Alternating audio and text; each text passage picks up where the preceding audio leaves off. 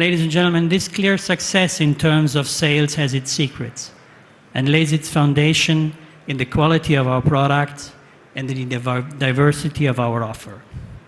Earlier this year, we introduced a new version of our flagship Quattroporte model, a car that represents better than any other the synthesis of what a four-door sedan stands for, not only at Maserati, but also within the larger automotive community.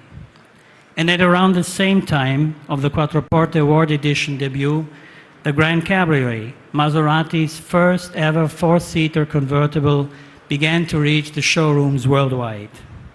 In the first 8 months of 2010, a total of almost 1,100 Grand Cabrios have been delivered to our customers worldwide.